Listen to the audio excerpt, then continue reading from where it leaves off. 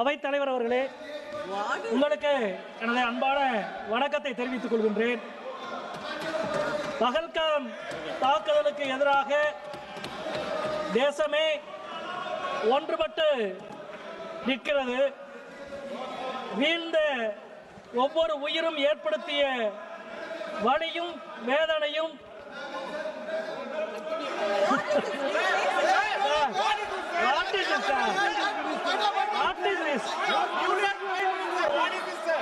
Speaker madam, honorable speaker madam,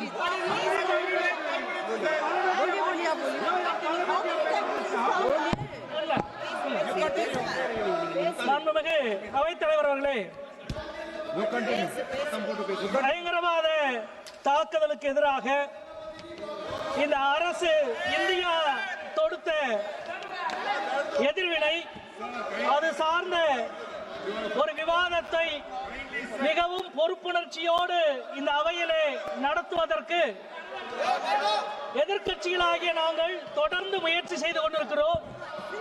இந்த முயற்சி இன்றைக்கு நேற்றைக்கல்ல, கடந்த 2 மாதங்களாக இந்த முயற்சியை எதிர்க்கட்சிகள் பொறுப்புணர்ச்சியோடு நடத்தி கொண்டிருக்கிறார்கள். 2 மாதங்களாகவும் பொறுப்புணர்ச்சியினால் என்ன என்று விலை கேட்பதை போல ஆளுங்கட்சி தரப்பு தொடர்ந்து வினையாற்றி கொண்டிருக்கிறது. அவற்றினுடைய ஒரு சான்றுதான் இந்த அவையிலும் இப்பொழுது நடந்திருக்கிறது என்பதை முதலிலே நான் பதிவு செய்கிறேன். பாதுகாப்புத்துறை அமைச்சர் இந்த விவாதத்தை துவக்கி வைத்து பேசினார்.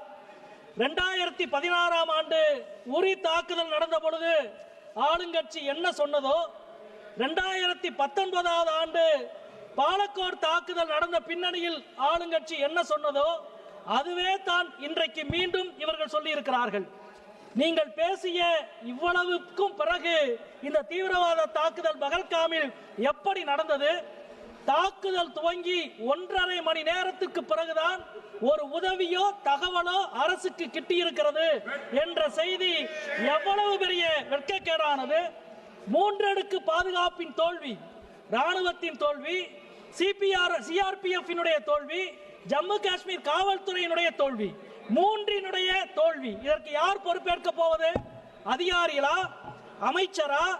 ஒரே தேசம் ஒரே தலைவர் என்று நீங்கள் சொல்லுகிற மாண்புமிகு பிரதம மந்திரி அவர்கள் இதற்கு பொறுப்பேற்க போகிறாரா? யார் பொறுப்பேற்க போகிறார்கள்? நீங்கள் ஆட்சிக்கு முன்பு வரை நடந்த எல்லா சம்பவங்களுக்கும் நேருவிலே துவங்கி மன்மோகன் சிங் வரை பொறுப்பேற்க வேண்டும் என்று சொல்லுவீர்களே, இப்பொழுது நீங்கள் யாரை கையை காட்டப் போகிறீர்கள் என்ற கேள்வியை நாங்கள் எழுப்ப விரும்புகிறோம். இந்த தாக்குதல் சம்பவம் நடந்த பொழுது சவுதி அரேபியாவிலே இருந்த நம்முடைய மாண்புமிகு பிரதமர் அவர்கள் தங்களது பயண திட்டத்தை குறுக்கிக் கொண்டு உடனடியாக புறப்பட்டார். நேரடியாக பகல்காமுக்கு போக போகிறார் என்று நாடே எதிர்பார்த்தது. நேரடியாக காஷ்மீருக்கு போக போகிறார் என்று நாடே எதிர்பார்த்தது. அவர் நேரடியாக பீகாரினுடைய தேர்தல் பேரணிக்கு போனார். எங்கள் இதயங்களில் தேசம் இருக்கிறது, உங்கள் இதயங்களில் தேர்தல் மட்டும்தான் இருக்கிறது என்பதை இந்த நாடு தொடர்ந்து பார்த்து கொண்டிருக்கிறது. அது மட்டுமல்ல, சிறப்பு நாடாளுமன்ற கூட்டத்தொடரை கூட்டுங்கள் என்று மீண்டும் மீண்டும் நாங்கள் கேட்டுக்கொண்டே இருக்கிறோம். பிரதமர் என்ன சொன்னார்? ஜனநாயகத்தின் கோவில் இந்த நாடாளுமன்றம் என்று சொன்னார். சரி, கோயிலுக்கு வாங்க என்று நாங்கள் கூப்பிடுகிறோம். கோவிலுக்கு வர இவ்வளவு பயப்படுகிற ஒரு பிரதமரை நீங்கள் கொண்டிருப்பது சரியா, நியாயமா? ஏன் அதுவும் சிறப்பு வழிபாட்டுக்கு வாருங்கள், சிறப்பு கூட்டத்தொடருக்கு வாருங்கள் என்று மீண்டும் மீண்டும் கேட்கிறோம். இங்கே வராமல் பீகாருக்கு போய் பிரதமர் பேசுகிறார். கற்பனை செய்ய முடியாத தாக்குதலை நாங்கள் நடத்துவோம் என்றார். நாங்கள் எதிர்பார்த்து கொண்டிருந்தோம் கற்பனை செய்ய முடியாத தாக்குதலை நடத்துவார் என்று. நடத்தினார். யார் நடத்தினார்? அமெரிக்க அதிபர் ட்ரம்ப் நடத்தினார். கற்பனையே செய்ய முடியாத ஒரு தாக்குதலை. இந்த பிரச்சனையில் அதிகமாக தோல்வி அடைந்திருப்பது உள்துறை அமைச்சகமா அல்லது வெளியுறவுத்துறை அமைச்சகமா என்ற விவாதத்தை இந்த அவை நடத்தி கொண்டிருக்கிறது. எதிர்க்கட்சிகள் ஆகிய நாங்கள் IMF சர்வதேச நிதியம் பாகிஸ்தானுக்கு கடன் கொடுப்பதை இந்தியாவால் தடுக்க முடியவில்லை. IMF நிர்வாக குழுவில் 25 நாடுகள் இருக்கிறது. ஒரு நாடு கூட இந்தியாவுக்கு ஆதரவாக வாக்களிக்கவில்லை. உலக அரங்கில் இந்தியாவை தனிமைப்படுத்தி வைத்திருக்கிறீர்கள் நீங்கள் என்பதை இங்கே நாங்கள் சுட்டிக்காட்ட விரும்புகிறோம். அதே போல பாலஸ்தீன பிரச்சனையில் ஐநா தீர்மானத்தில் இருந்து விலகியது, ஈரான் மீதான தாக்குதல் பிரச்சனையில் சாங்காய் ஒத்துழைப்பு அமைப்பினுடைய கூட்டறிக்கையில் கையெழுத்து போடாதது, டிரம்பினுடைய பேச்சுக்கு எதிராக எந்த எதிர்வினையும் ஆற்றாதது, இதுவெல்லாம் சர்வதேச அரங்கத்தில் இந்தியாவை ஒரு கோழை நாடாக கொண்டு போய் நிறுத்தி இருக்கிறீர்கள் என்பதை நாங்கள் இங்கே குற்றம் சாட்ட கடமைப்பட்டிருக்கிறோம்.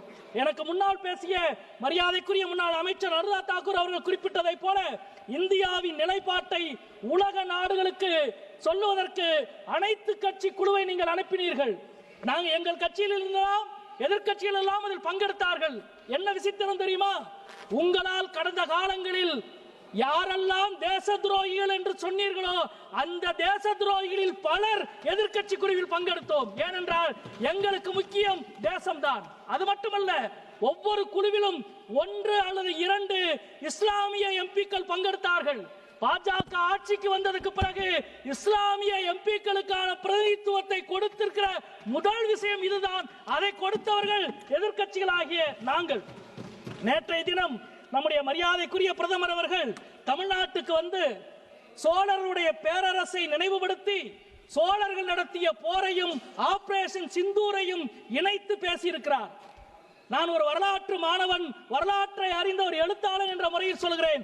சோழ பேரரசு, ராஜராஜன், ராஜேந்திர சோழன், இந்தியாவில் இருந்த ஒரு பேரரசு கடல் கடந்த வெற்றியை பெற்றதென்றால் அது சோழ பேரரசு மட்டும்தான். அந்த வெற்றிக்கு என்ன காரணம் தெரியுமா? ராஜராஜனோ ராஜேந்திர சோழனோ தான் நடத்திய எல்லா போரையும், தான் ஆரம்பித்த எல்லா போரையும் அவன்தான் முடித்தானே தவிர பக்கத்து நாட்டு மன்னன் முடித்து வைக்கவில்லை. மோடி துவங்கிய ஆபரேஷன் சிந்தூரை முடித்து வைத்தது அமெரிக்க அதிபர் டிரம்ப் என்பதை 25 முறை சொன்னார். ராஜராஜன் ஆரம்பித்த போரை பக்கத்து நாட்டு மன்னன் முடித்ததாக சொல்லி இருந்தால் முதலில் அவன் கதையை முடித்திருப்பான் ராஜராஜனும் ராஜேந்திர சோழனும். எனவே இன்றைக்கும் கூட இந்த இடத்திலே நம்முடைய மாண்புமிகு அமைச்சர் அவர்கள் விவாதத்தை ஆரம்பித்து பேசினார். ராமன் எப்படி இலங்கையின் மீது படையெடுத்து ராவணனை கொன்றானோ அதே போல இந்த படையெடுப்பை பிரதமர் நடத்தி இருக்கிறார் என்று சொன்னார். இன்னொரு அமைச்சர் இருந்து சொல்லுகிறார், என்ன சொன்னார்? சிசுபாலனுடைய தலையை வெட்டுவதற்கு சுதர்சன சக்கரத்தை கிருஷ்ணன் பயன்படுத்தியதை போல பிரதமர் பயன்படுத்தினார் என்று சொல்கிறார். ராமன், கிருஷ்ணன் போன்ற கடவுள்களை எல்லாம் உங்கள் தோல்விகளை மறைக்க கடவுள்களை இவ்வளவு மலினமாக பயன்படுத்துவது நியாயமா? ஆத்திகவாதிகளின் மனம் புண்படாதா? இந்துக்களின் மனம் புண்படாதா? மிக வேதனையோடு நாங்கள் இங்கே கேட்கிறோம். மாண்புமிகு பாதுகாப்புத்துறை அமைச்சர் தனது பேச்சில் ஒரு முறை கூட மறந்து கூட கர்னல் சோஃபியா குரேஷிக்கு ஏற்பட்ட அவமானத்தை, அவமதிப்பை மத்திய பிரதேசத்தினுடைய உங்கள் எம்பி விஜய் ஷா பேசியதை கண்டித்து ஒரு வார்த்தை பேசவில்லை. ஏன்? அதே போல பகல்காம் தாக்குதலின் போது சுற்றுலா பயணிகளை காப்பாற்ற குதிரை ஓட்டி தன் உயிரை கொடுத்தான் அதில் ஷா. அதில் ஷாவினுடைய வீரத்தை பாராட்டி ஒரு வார்த்தை நீங்கள் பேசவில்லை. அது மட்டுமல்ல, ஒரு அதில் ஷா அல்ல, தீவிரவாதத்துக்கு எதிராக நூற்றுக்கணக்கான அதில் ஷாக்கள், ஆயிரக்கணக்கான அதில் ஷாக்கள் இருக்கிறார்கள் என்று உணர்த்தியது காஷ்மீர் மக்கள். அந்த காஷ்மீர் மக்களினுடைய ஒருமைப்பாட்டை அங்கீகரித்து ஒரு வார்த்தை நீங்கள் பேசவில்லை. வேதனையோடு நாங்கள் சொல்லுகிறோம், மத ரீதியான வேறுபாடுகளை பயங்கரவாதத்தை வைத்து அதிகரிக்க முடியாது என்பதுதான் இந்தியா சொல்லுகிற செய்தி. அதுதான் இந்தியா.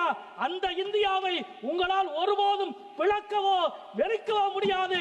நாங்கள் வெல்லுவோம் என்பதை சொல்லி முடிக்கிறேன். நன்றி, வணக்கம். माननीय सदस्य श्री दिलेश्वर कामेत जी।